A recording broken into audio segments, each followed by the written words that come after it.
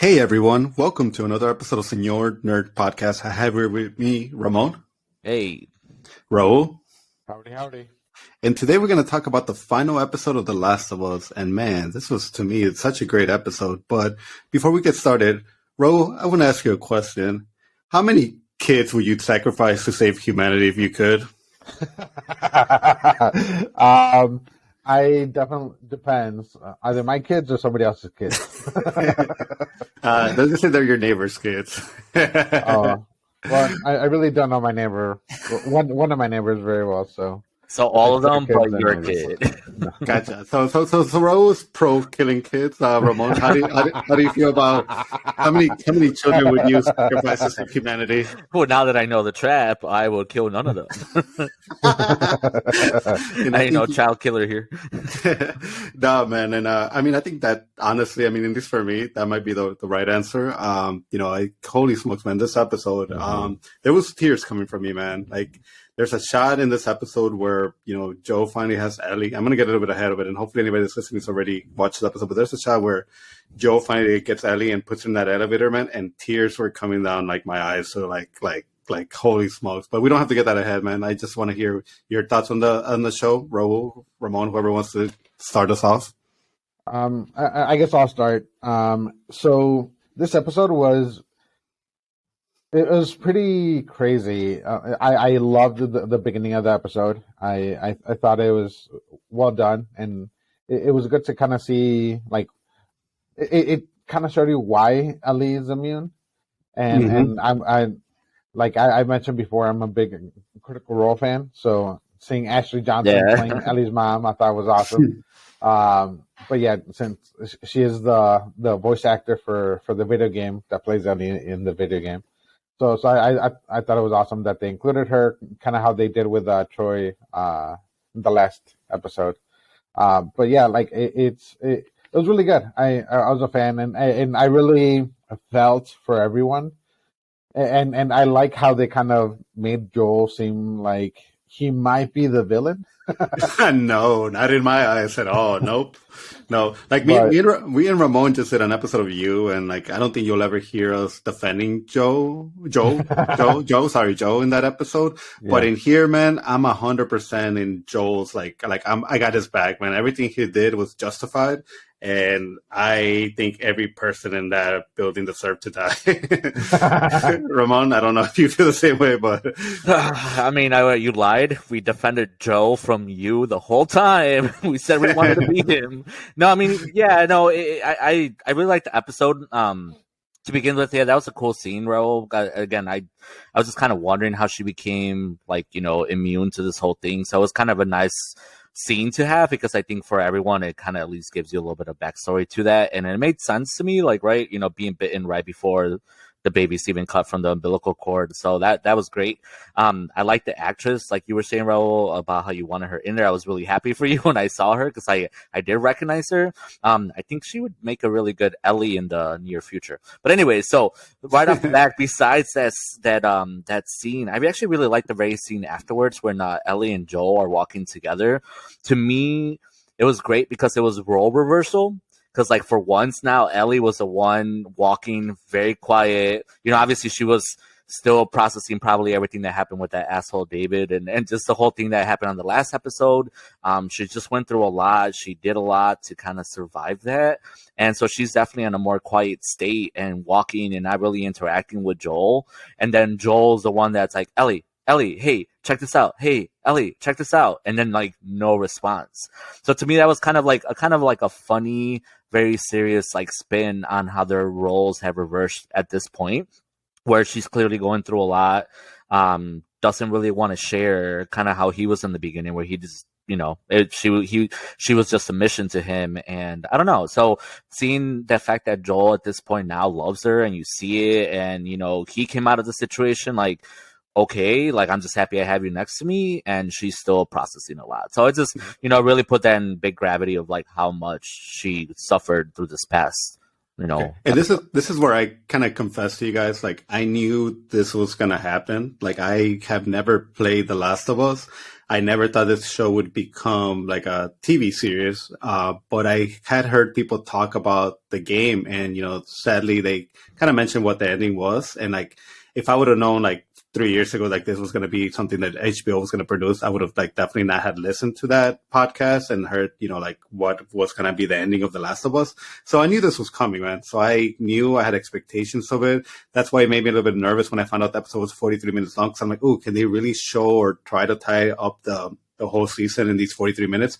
But they did it, man. And man, but like I loved everything that I saw. Like it was just such an emotional rush, and like again, like I just cannot be more on Joel's side than because he did finally feel like you felt like when he was asking like Ellie, like, are you okay? Is anything wrong? It's because that's what a father does when like they see like their kids not talking or something's wrong with them. You're like constantly bother them or trying to please them, for them to open up. So I'm kind of glad that I did see that connection between both of them. Yeah, and not to say, if I was in Joel's position, I would do the exact same thing, honestly. And because I am a dad, so I completely understand him. But like I understand every side of that, the whole conflict. But yeah, like and kind of to go off of what you said, Ramon, too, the role reversal. You kind of like, that's the thing that I love about the cast of this show is how good they are, because I felt everything like all the time. And yeah, it was super emotional. Like even Ashley and Marlene's like portrayals, like you felt everything from them too. So I thought that it was awesome. And then kind of you also kind of took off of what you said, Carlos. You saw how he was acting differently, and then how different he was in this episode of just talking about Sarah, like it kind of like it was nothing. And especially based off of the ending of the last episode when he like called her baby girl and all of that, and then like you kind of saw that kind of be like a switch that turned on for him, that like this is a moment when he's gonna consider her like his daughter, where before he was kind of trying to like fight against it, and then at that moment it's when it kind of all just went through, and then now he's just talking about Sarah like it's nothing, and like if it wasn't like a big traumatic moment for him. And then he opened up about the shot that he flinched and missed. Failed suicide. Something that I'm curious is like, did the show or the video game, did it ever dive into like how did Ellie become immune to this disease? Because honestly, I didn't need the explanation, even though I really enjoyed what we got, and it made sense to me like why they would have done that or why she was immune. But I wonder if the video game at all touched on that. And honestly, I don't feel like I needed it. Of all the things that I've been wondering about this show, like part of me was never wondering like, oh, why was Ellie immune? Why is she immune? Like what makes her so special? Like that's something honestly I never needed an answer for. And it kind of reminded me of like 28 weeks later in the intro a little bit. So that was kind of like why I had so much fun with the intro, and I wouldn't like at all like get rid of that. But I honestly, like, I don't know if we needed that explanation, but I am also curious to know if the video game ever touched on that. But it did pay off, because when you get to the part of them in the hospital and Marlene is telling them about having to do surgery, because like, she was like, oh, she's in the surgery room. He's like, surgery for what? I had the same reaction too, because, yes, like I was thinking from that first scene, she got bitten, maybe obviously it got into the blood. But as far as I was thinking in my head, it was simply the blood that somehow was immune. But then the way Marlene did explain it was then she's explained that the cordyceps basically still grew in her, but because they were connected through blood and everything now, they just basically consider her to be one of them. And then, I don't know. So that to me, that was the tie that kind of still made it like, oh, okay, that makes more sense, because now I have two pieces of information. One, she was bitten, right before like she was like delivered, but still in the womb. And then at the same time, then I can understand why they're going to start doing surgery on her head, which, yes, then it put me into that panic mode that if I was Joel, I'd be like, hell no, like, stop it.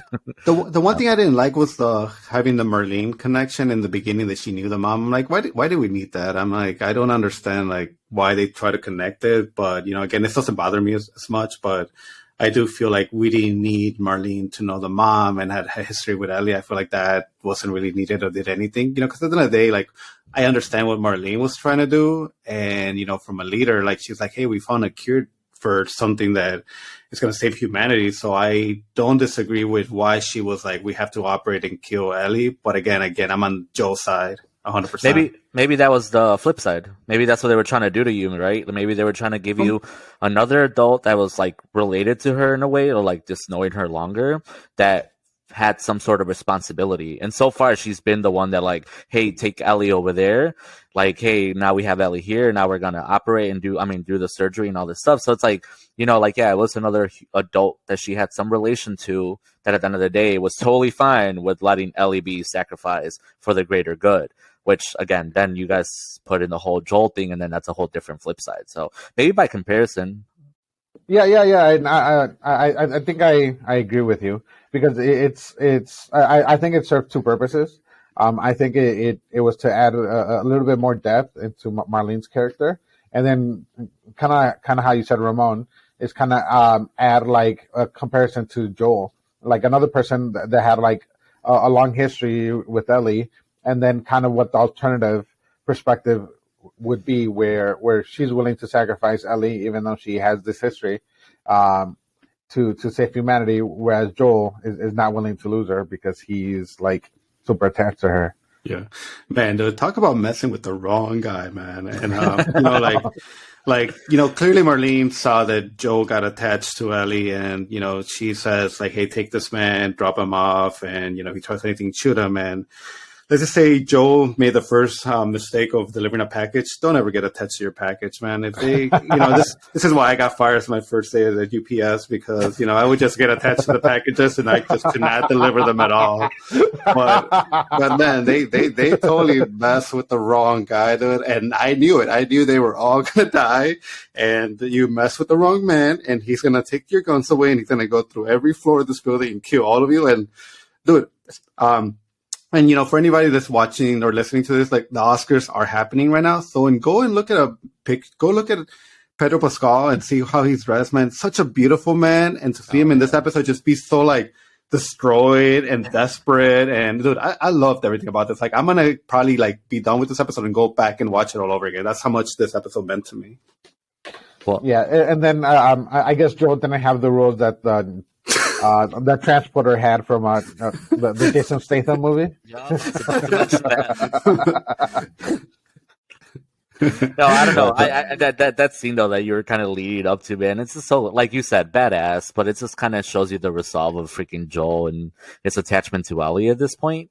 But man, I love that whole scene because it's like a little muffled and you have the music playing, so it's muffling all the gunshots.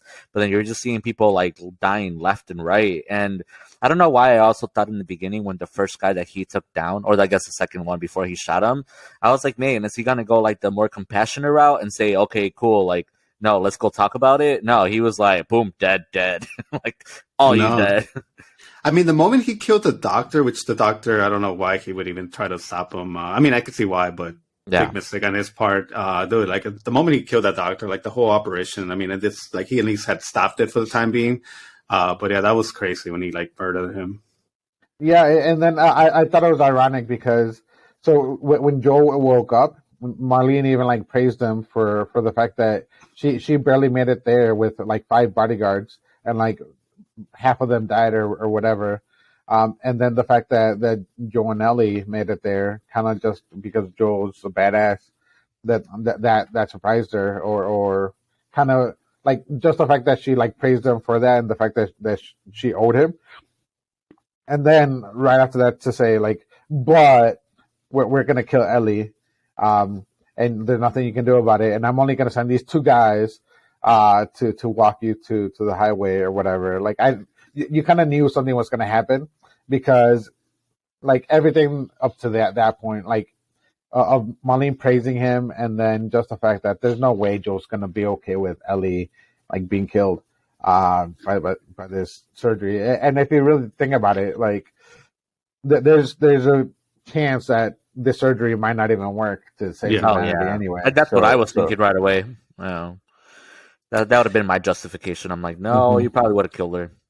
And like I understand this world's like broken, and we have these clickers to fear. But honestly, like from watching the show, like now that we're done with it, like the clickers were never to me like the big problem. It was always like the humanity and the humans. Mhm. So like I could see also like as I was thinking about it, I'm like, you know what? Even though like yeah, to your point, it might have not worked, but even if it did work, like I feel like humanity just needs to find a way to survive and rebuild. But I don't think like this, like Ellie not being sacrificed and then finding a cure, I don't think that necessarily means that humanity's doomed for the rest of existence. I think we'll find a way, like life always just finds a way, like to quote Jurassic Park. No, and yeah, and you have a great point because like if you think about how this show like developed, right, and it seems to be like a lot with those like zombie movies, but it's like everything chaotic seems to happen in the beginning, which makes total sense. Just like even like with COVID, man, like right, our worlds were like kind of okay. Oh, yeah. You know, you were dealing with all these like political things, like somewhat kind of wars and things like that.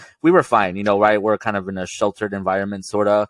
But then even something as little as like freaking COVID just like came out of nowhere. And the next thing you know, I just remember being on lockdown for like 2 weeks. And then those 2 weeks became like 3 months. And just, you know, so it makes sense. Like in the very beginning is probably when they had the most effect of like people turning into the cordyceps zombies, of those zombies killing other people and just kind of spreading like crazy. But yeah, I mean, after 20 years, everything's been subdued or kind of pushed to the side. And like you said, at this point, it's definitely not the zombies that are the problem.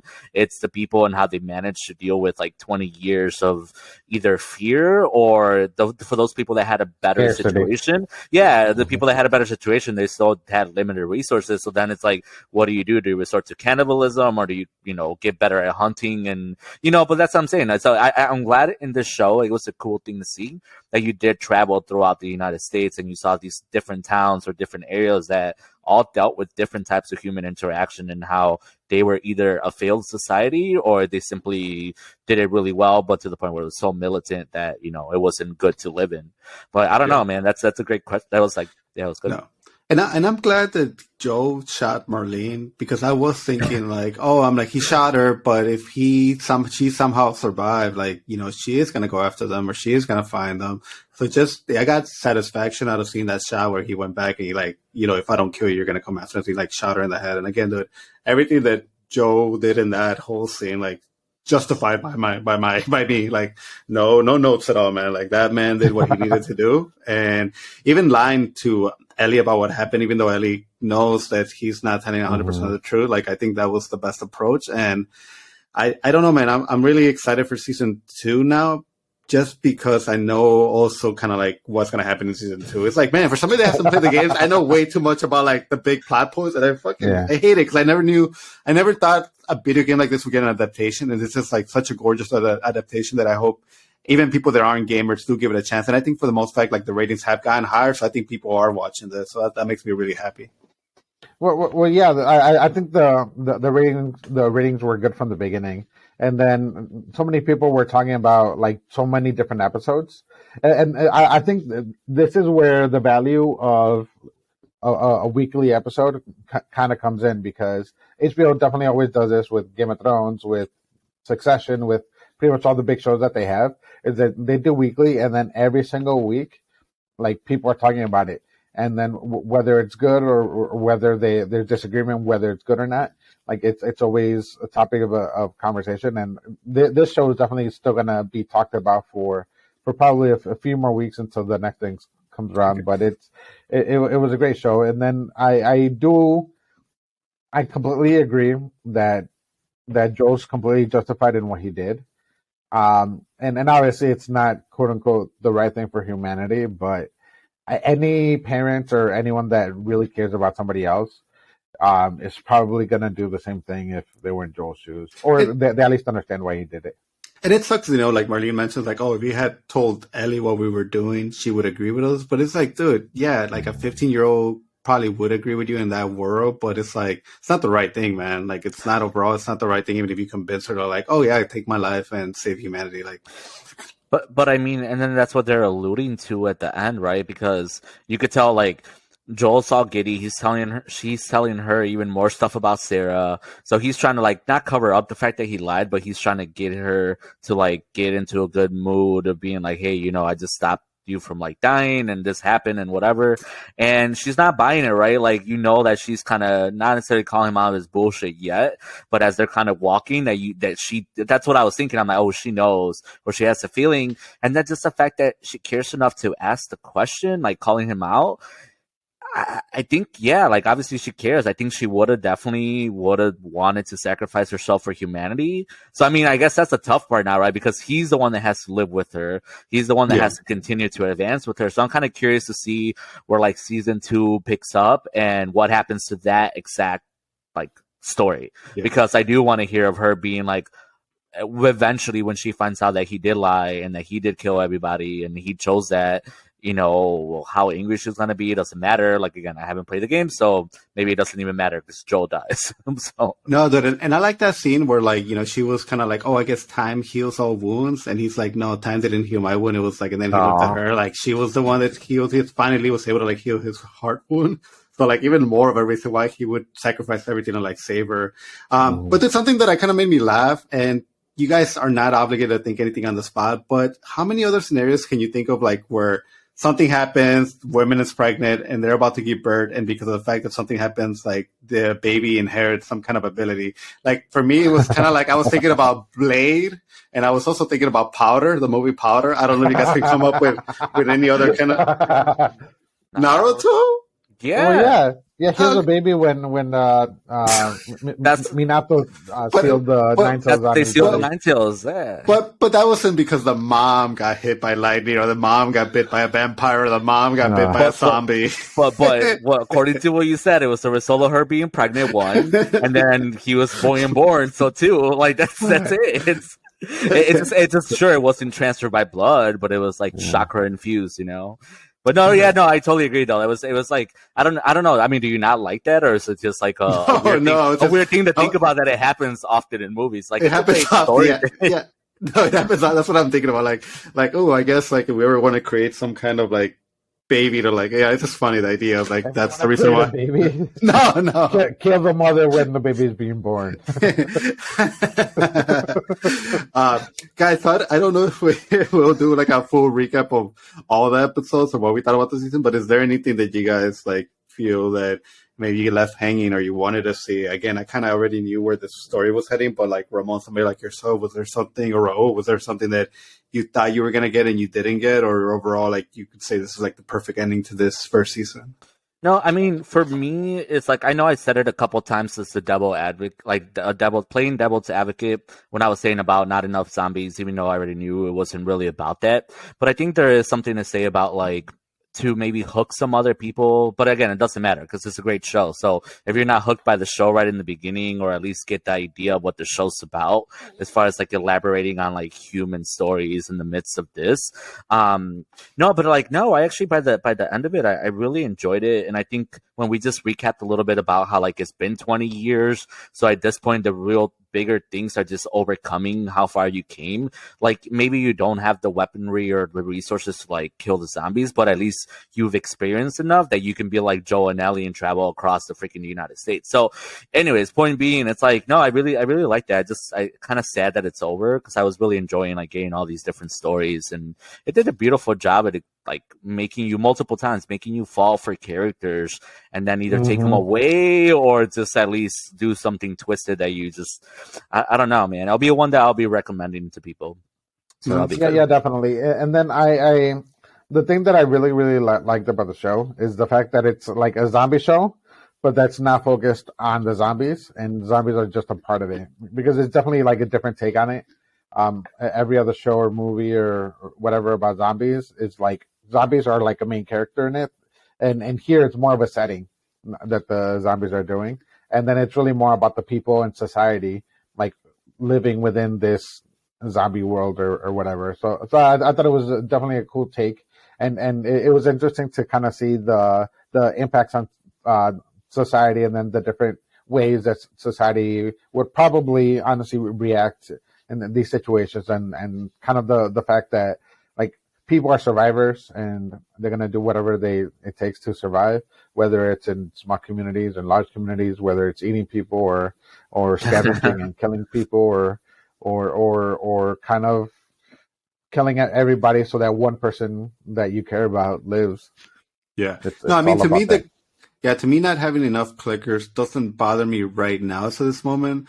But even though, like, they were in a big city at the end, like Salt City, and I'm like, man, they're being so loud, and they're not really, like, in my opinion, they weren't really being really careful. And, like, Joe doesn't have, like, this idea of, like, what the environment's like. So to see, like, no clickers ever attack them, that's kind of disappointing, because then it's like, okay, you would think cities are the places where, like, you don't go to because there's always clickers around the corner. So that was kind of, like, weird that we never really got to see any at the end. And maybe that's why they did the introduction, to give us some, like, clicker stuff.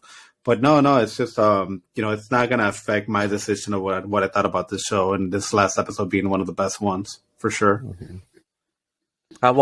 So I know, like, we're kind of getting close to the end, but I had another random question that I was thinking about as it was ending. So when they showed the shot of them standing over, what's the name of the town that they live in, Wyoming? Jackson City, I believe. But anyways, they were standing over the town, and obviously that's when Ellie asked Joel if, like, what really happened, or if he was lying, basically. But, like, what do you think? I was curious to see what Tommy's reaction was going to be to them coming back. Just, it's an extra dialogue, like, in my head. And, I don't know. I guess that's another good thing about the show. I could continue watching it from where it's at, and I wouldn't be upset. But I don't know. I think I heard something about a time skip between this season and next season. So we'll see. I don't know. Yeah, and the last scene, I was kind of surprised in the way that it ended. I don't know. I was expecting, I guess, something a little bit more impactful instead of something so, like, subtle. But it was fine. And then the veteran in me was thinking, like, I don't know how I feel about the location of this town, because you can oversee it from this mountain. and then the fact that, like, nobody caught them or saw them, whereas before, like, it was such a big, and I'm guessing they crossed over, like, in a more common place for people to travel, and this time they probably went through, like, a more obscure place, since they knew where they were going. So maybe that's why they didn't run into any, like, patrols or anything, but maybe they will once they get closer. But No, it was interesting. no, that was the same thought that I had, because I'm like, the town, first of all, looked a lot bigger, and that was just kind of like, especially the Indian folks that live around there. I'm like, the Native American folks. I'm like, how did they never manage to get an angle to see, like, what's really, like, killing all this? Because they were so scared of even approaching that area. So I would have figured over time they would have played with the Rio, getting closer and closer, little by little.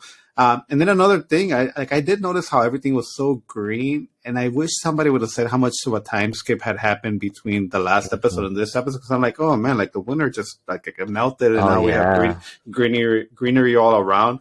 And then just the fact that, like, Ellie was so mopey, it just kind of made me feel like it was just yesterday that they went through the whole, like, trauma situation. So again, it would have been a little bit helpful if we had just kind of, like, an idea of, like, hey, this took us a month to get here. That's true, because I missed that until you said that right now. I mean, I guess obviously I was very observant when they were talking and he was telling her everything about, like, Sarah again, like, at the end, that I saw that there was a lot of green, but I didn't even think about that it was this winter, especially once they get back to Wyoming, and it was completely white. And then now it's not. So well, for anybody that lives in Chicago, like, one day will be green and the next day will be snowing, sort of like what we're dealing right now. So that's for sure. Like, it could be the same thing. Maybe it was just winter, and then the next 2 days it's just, like, nothing but green. But because they were going from Denver to Salt Lake City, right?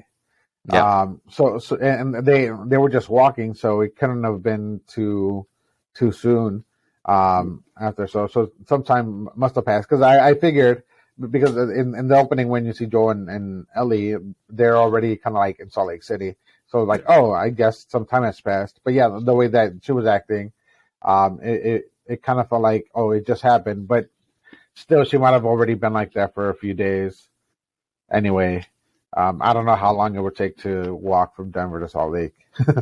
No, and again, I hope we continue to see more of Pedro Pascal, man. If he wasn't on anybody's, like, radar for, like, hey, let's give that guy, like, 'cause I mean, I've seen him enough in shows now, but man, I need to see him more in movies. I never saw that movie with him and Nicolas Cage, which I kind of want to see now. But but I definitely feel like he needs to be on people's, like, top of the list as far as, like, movie roles, because I want to see more of him. on the big The screen. Mandalorian is going on, and he's in that. On the big Kind of. screen, bro. On the big screen. And somewhere where I can enjoy his beautiful face. Now. You know, I can finally, when I hear Jin, like I can finally hear Pedro Pascal's voice. Where like before, like I would hear the Mandalorian, really? and it never seemed like I could hear like Pedro Pascal doing the voice. Like now, when I watch the Mandalorian, I'm like, I 100% can tell that's Joe. And maybe it's because now that I've seen him like talk more and just I've been week by week following him, like I can actually like pay attention to those kind of details.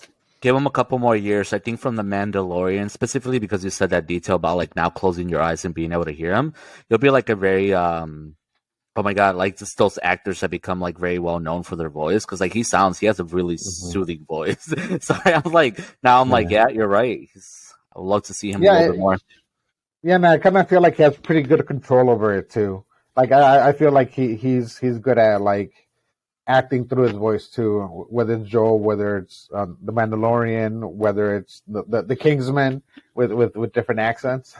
Dude, I think he's from Texas. Bring him back down. I know like John Wick 4's coming out, but man, I would have loved to see him like John Wick as some kind of like, you know, Mexican cartel assassin or something like really like dangerous. But especially because after this, man, I mean, he proved that he could, you know, he has like the John Wick kind of style of like going around and shooting everybody in the head or doing like really cool trick shots. Yeah. The thing that I kind of hate about Pedro Pascal is that like it took him so long to kind of break out because he was kind of around for a long time, but like he didn't really like come out and kind of get like super famous until like Narcos, I think, was really the first show where it was because I think he's in his 50s already. No, dude, let's not forget about the Red Viper. I mean, anybody that saw him either really like had their sexual awakening when they saw him in Game of Thrones. Even I told my wife, I'm like, if you like him, I'm like, continue to watch Game of Thrones because you will get him at his very best as the Red Viper. He was pretty cool there. I didn't even realize that was the big role that kind of broke him out in mainstream, wasn't it? Yeah, because I think one of the earliest roles that now I'm figuring out that he's becoming like even way more famous is like that he was in Buffy the Vampire, and I watched all that growing up, and I don't remember him in Buffy the Vampire, but he is in Buffy not the movie though, the show with Sarah Michelle Gellar. Okay. Yeah, and it's funny too because I'm like, wait, what? Like he's in that, and I guess he was like a love interest. Well, no, man. I mean, I'm glad that anybody that's been hearing us talk about, you know, every one of these episodes, definitely like, you know, check us out. If you've been enjoying what we've been saying, if you like this episode, like, please give us a follow and definitely give us a 5-star rating because, you know, we definitely need the motivation. Raul gets sad when we don't get 5 stars and Raul wants 5 stars. But, guys, this journey, I love it. I'm glad that I did this with you guys. Like, I'm excited for season 2. I can't wait to see what the future holds for us. But any finishing thoughts on, you know, before we say goodbye? Nah, your thought, you listeners, let us know what else you guys want to hear. Because I'm like, right now, we're like, what else did we talk about that's week by week that we could get excited? But, you know, always down for any anything. suggestions? Yeah, definitely. Yeah, I'm sure we can put a comment section somewhere around where, or you can tweet at us saying what else you want us to talk about, whether it's like animes, shows, movies. Shazam's coming out next weekend. Oh yeah, and the Dungeons and Dragons movie. There's some seasons of anime that are going to be starting soon. And don't get Raul started on D&D. Definitely give us your thoughts on Twitter, or you know, find Raul on Tinder and tell him what you thought about The Last of Us. I'm actually not on Tinder anymore. But no, I look forward to talking to you guys some more. And you know, again, thanks for doing this journey with me, guys. See you. Thank you. Bye.